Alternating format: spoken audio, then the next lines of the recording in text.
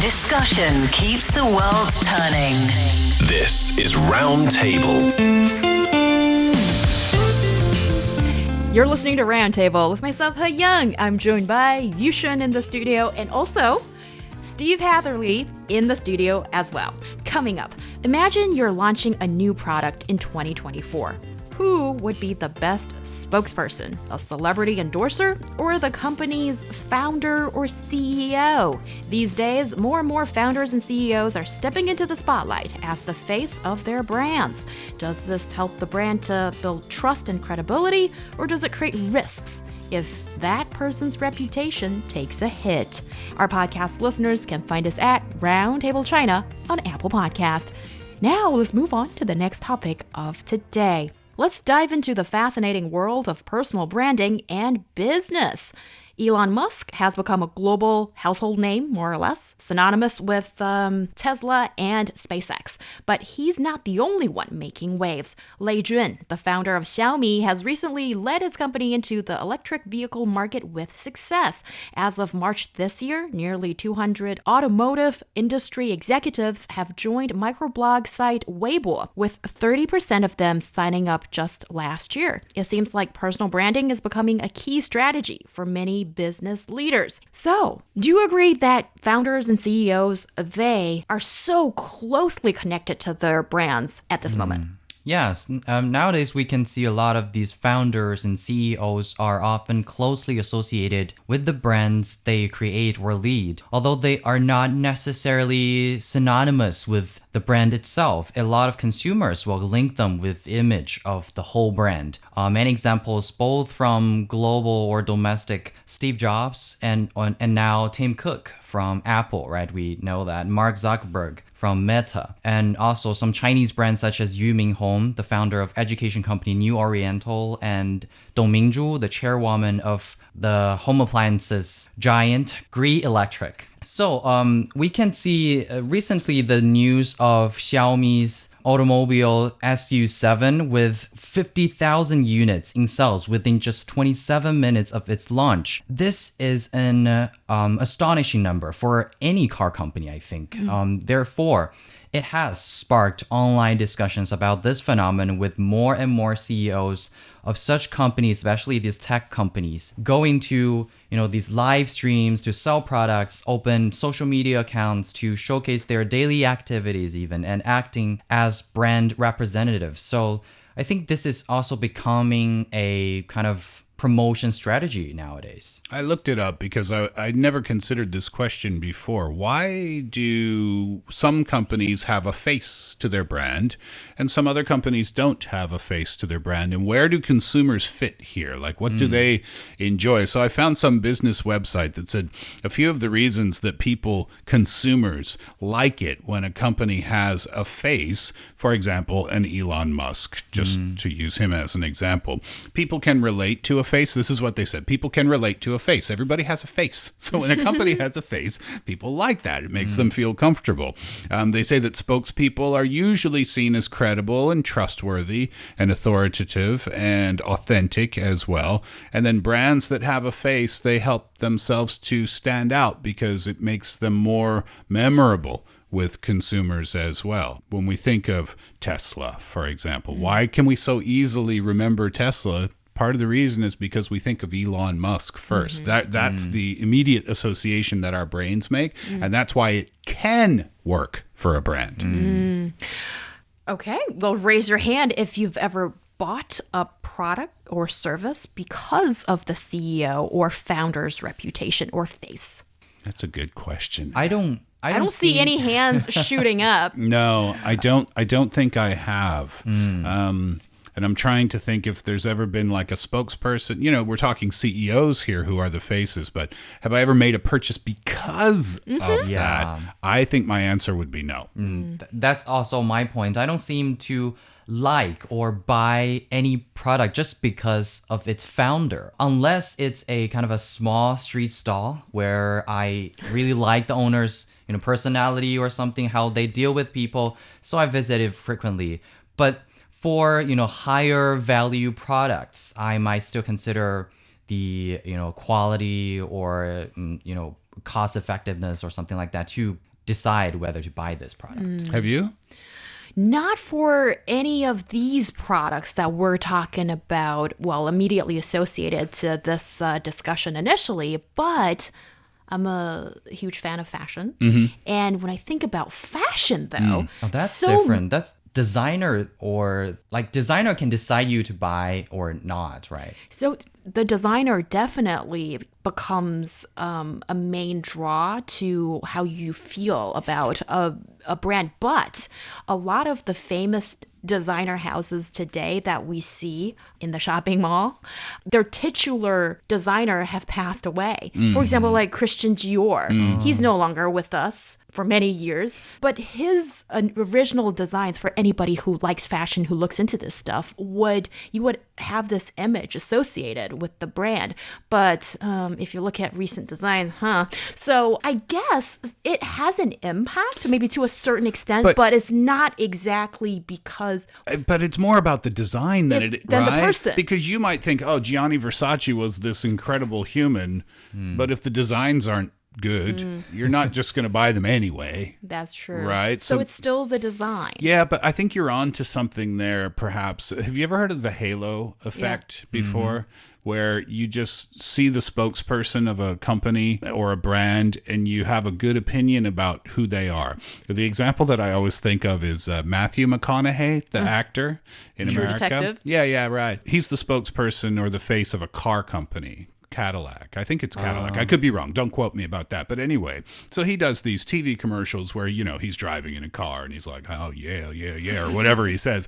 And it's funny because in my brain, I'm thinking, there's no connection at all between Matthew McConaughey and this car company. Zero. But it's the halo effect. People really like him. So there's an automatic liking and trusting of the brand that he's representing in that moment. And I think that's what we're talking about in part here with these CEOs.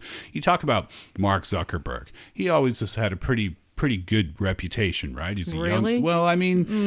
from a business point of view, he started it on his own. Maybe that's not even fair to say. But my point is that from the start, he was the face of Facebook. And people didn't hate him for that. And he's always been the face of Facebook. Elon Musk for cars. Martha Stewart is a big home kind of cooking and homeware face of a brand in America. It can go really well. It can. But it could also go really badly. If that CEO or that face of that company, all of a sudden there's a scandal, something goes wrong, right, then your company's going to be in a whole lot of trouble. Because, I was also thinking I might choose not to buy a product because I dislike its founder. So much, huh? Yeah. So much hate. No. But, finding a reason to buy something is hard, but finding a reason not to buy is quite easy. I don't know why, but that is what I was thinking. I found an article from Reuters from April 2nd from this year, and the title of the article was Would-Be Tesla Buyers Snub Company as Musk's Reputation Dips. And they talked about this survey that they did. It was from a company called Caliber. I don't know what that company is. Anyway, they conducted the survey. And they said through their survey results that his reputation in terms of consumer confidence was about half of what it used to be. So people who would have considered getting into Tesla stocks or something like that have changed their mind because of things that Elon Musk has either said in the media or his right-wing political stance. So this is one of the examples that we're talking about when things can go wrong if the face of the company's image is not seen in a positive way. And also, you guys kind of mentioned in a way that maybe the founder or the CEO of a pretty successful company, I mean, the examples we've given are massive companies that probably most people have heard of around the world. But, there are lots of startups. There are some small and medium-sized companies as well. And then they're possibly saving up on advertising fees or marketing fees or whatever it is.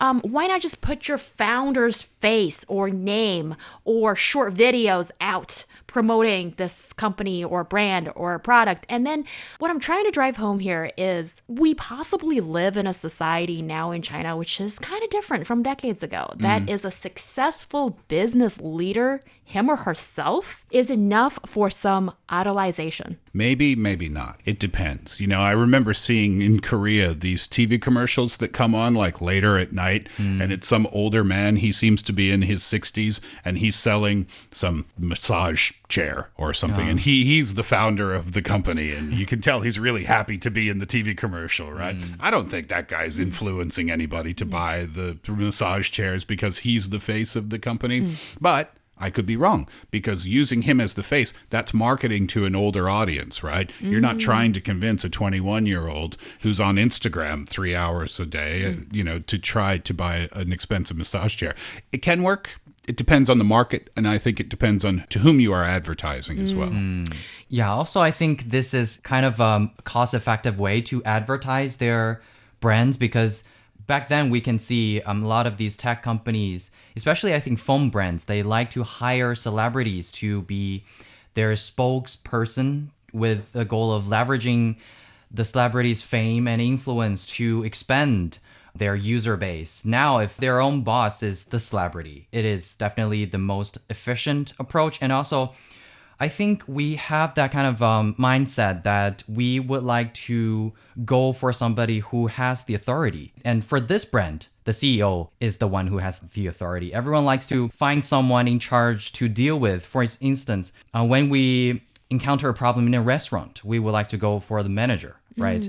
So when these brands CEO advertise for their own brands, consumers are more likely to be convinced that, okay, the head of this company is coming to me and advertising. That website, that business website that I was talking about before, when they were talking about, you know, why consumers feel comfortable when a brand has a face. Well, also in that article, it talked about, well, if a brand is going to have a face, who's the best choice? You know, who are you supposed to choose? And it said, number one, someone who is your company's biggest fan. Well, that would be the CEO. It's hard to be a bigger fan than the person who created it. Number two, a polished and professional public speaker. So you don't want someone on social media or in TV commercials who's fumbling through their words all the time, right? So that's important. And then three, a social media expert. They can have a team for that. So maybe you're right. Maybe it is always the CEO who's the best representation of the company, because all of those boxes that I just mentioned are checked there, right? With a little practice. But yeah, and then there's a trust level there because they are the person who created the brand. Also, that's actually not true a lot of times, because the CEO and the founder are sometimes different. That's fair. Yeah, maybe I should be saying founder instead of CEO. Yeah. Well, the CEO comes and goes. Yeah. Like, you know, but the founder sometimes comes and goes as well. That's true. Not in a good situation, but that does happen for sure. Yeah.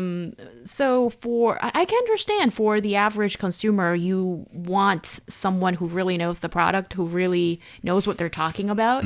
But when you look at what these Chinese CEOs and founders are doing right now, it reflects the digital/social media marketing space today. That is, I don't even think that going to Weibo, which is kind of like China's Twitter in a way, is the right place to sort of investigate how involved these company bosses are doing. I think you need to go to Douyin or, you know, the Chinese TikTok or whatnot to see, because I'll not say the name, this Mr. Zhou, who heads a pretty big tech company that's been around for maybe 2 decades, the amount of short videos that he's churned out in the last few months is shockingly large. And he's really into it. Yes, because on paper, he's supposed to be very successful.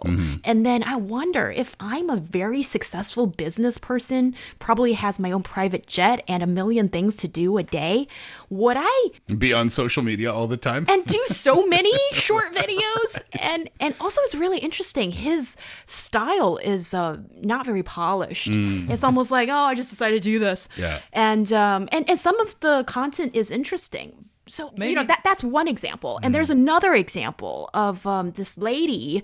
I don't know if she's CEO, but she's top level executive of Baidu. And she's recently come into sort of at the crossfire of internet users because of some of the stuff she said, which you could argue that maybe it kind of backfired. She also turned out so many short videos, but didn't land very well with a bunch of the internet users. Yeah. So I just wonder, I admit I haven't done the investigation, but one might want to look at their company's balance sheet and how they're performing to suddenly have so many CEOs or top executives to come into this short video platform. Yeah, I mean, maybe it depends on your likability factor with the people that you're trying to convince to buy your product, right? Sometimes it can go super well and sometimes maybe not so well. But as we've been sitting here having this conversation, I have to change my answer. You asked me before, have I ever purchased anything because of the face of the company? And I said no. And I thought of an example. Yes, I did. Do you know the chef Gordon Ramsay? Yeah. You know who that is? I The don't know. angry cook. The angry guy. Who swears a lot. He swears a lot. Actually, I know a guy, a friend of mine used to work for him. And I asked him, I said, does he really act like that when the camera isn't on? And he said, yeah, actually. Oh, man. Because he just wants to get the best out of his chefs. And anyway, that's a different topic. I love his TV shows. So I don't know if he has restaurants in Beijing or not, but he does? Not to my knowledge. Anyway, he opened one or a couple in Korea recently, and I went there because of him. I wanted to try the food. I know he's not in the kitchen cooking the food himself, but still, I wanted to know what the burger tasted like. And I paid about $30 US for one burger. I'll never do it again. But I needed to know, is it better? And I can honestly say, it was really good. Oh, great. It was really, really good. I can't pay $30 for a cheese. That's crazy to pay that much for a burger. I'll never do it again, but it was worth the experience. Very interesting. And I went there because of him. I went to another, oh gosh, he's British too, another British chef's restaurant. I think it was in Hong Kong, younger than Ramsay. It was not good at all. Oh, really? So yeah, that's why I don't want to say the name. It can go well or not, I guess. So. And I was like, I'm paying extra for this? But you did it too then. But I'm not a fan, though. No, but you went to the restaurant and spent your money because you knew that name. So it was the face of the franchise that brought you to the business to spend your own hard-earned money. Well, lucky for that chef, it was my friend who really wanted to go. So. I think that has something to do with the example that Heyang just said. A lot of these CEOs or founders are creating social media accounts. In some ways, same reasons, because they are building up a corporate image by themselves. By using their own faces. You would like to taste this burger because of Ramsay. And these CEOs, they are trying to build up an image of down to earth and close to people on these short video platforms, so that a lot of these huge population of using short videos can go to this company, because short video platforms has huge user base, and that is why they are also trying to build up a channel or user channel from these platforms. And I think you make a good point that nowadays, these big bosses, they want to be relatable to people, and I just know this for a fact, their lives are possibly just vastly different from mine, but they want to appear to be, I'm talking to you about this product. Right. You can enjoy it as much as we do. You and I are the same. Yeah, when in fact it's really not. Yeah. But maybe this is also reflecting that this is advertising today. Yeah. So you just have to go to these digital platforms, and if your company might be struggling a little bit, or maybe your company is trying to grow or whatnot, and you're trying to capture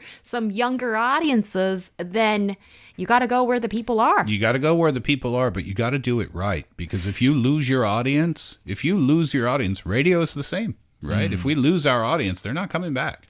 So it's the same for business too. If they're going to start it, they have to make sure they're doing it in the right ways. Okay, so what do you think is the right way? You only have the chance of one pointer to share with us. Make sure the face of your franchise is relatable to the audience that you are trying to sell your products to. And the same request to you too. You should. I think don't make audience or people dislike you. I think that this is the way that they can do.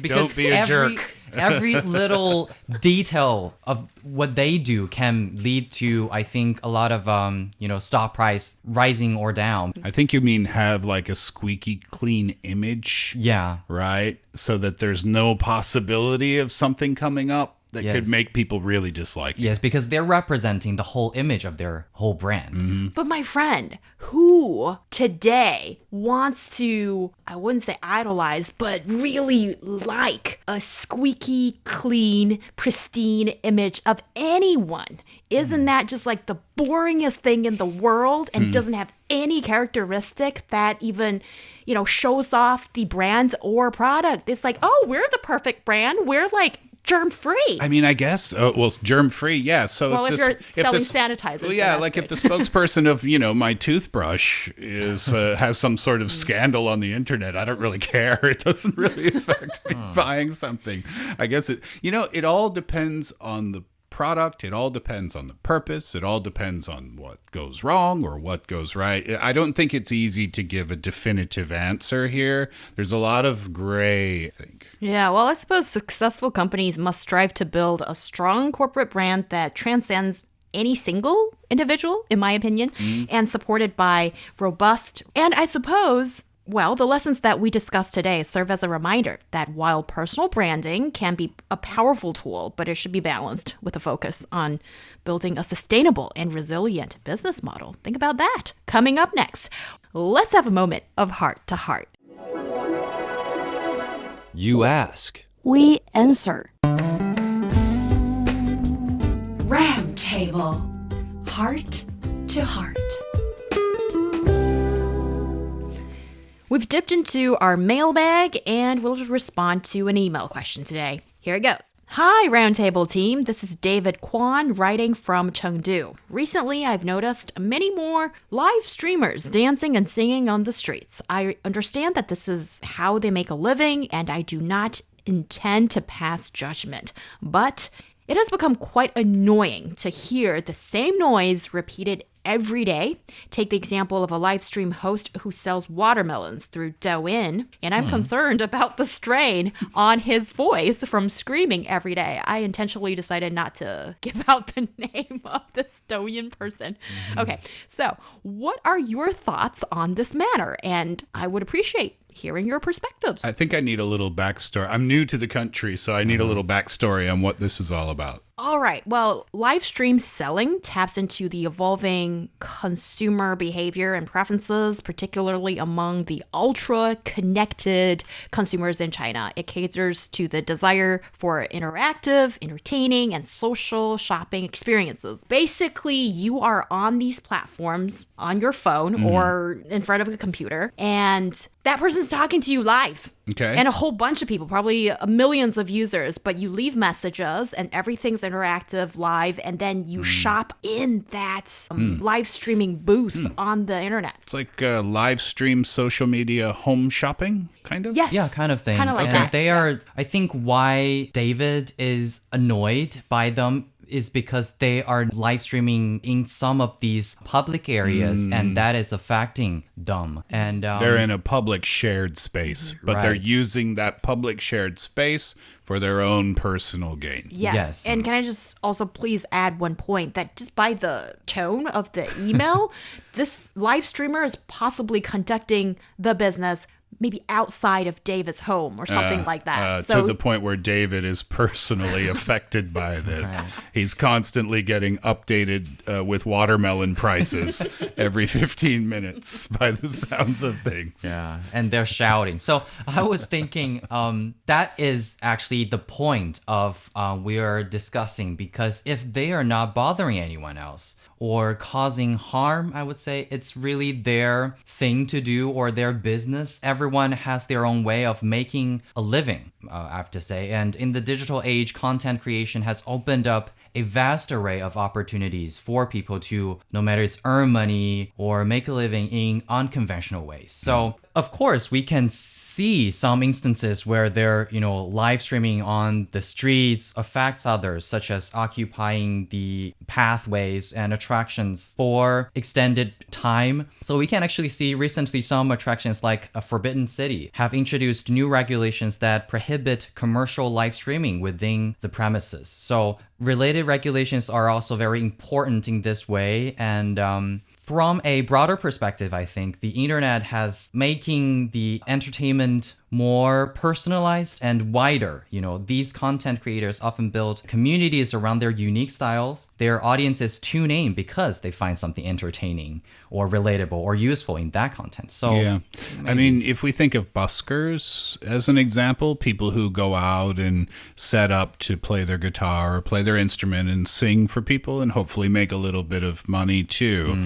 I don't know if this is exactly the same thing or not, but when we think about buskers and singing and playing guitar, there's a positive connotation there, right? We don't look unkindly on that. But if if that person is really bad? Well, then I was just about to go there. Yeah, you're absolutely right. Now, what if there was a busker, line of performances and everybody was screaming and terrible?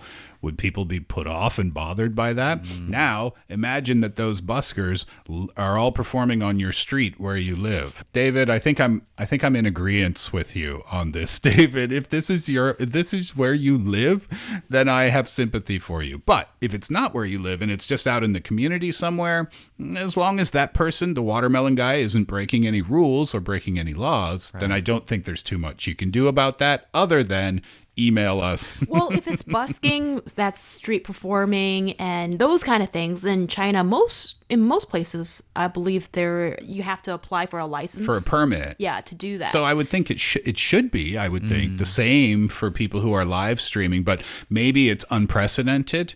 So maybe therefore there's no regulations put in place already. But maybe there will be soon. Yeah, I appreciate David for writing in, emailing us. It'd be even better if you send in a voice memo, asking for too much, I suppose. We're happy with whatever we get. But certainly you could leave a message on that person's Douyin comment account. section. Yeah, I guess. And that person is reading these comments Protect your frantically. voice. Yeah, and then leave a message, a few messages, bomb Say, that look, place. you're being quite noisy where I live. I want a 75% discount on all watermelon purchases. And that brings us to the end of today's show. Thank you so much, Steve and Yushun, for joining the discussion. I'm Heyang. We'll see you next time.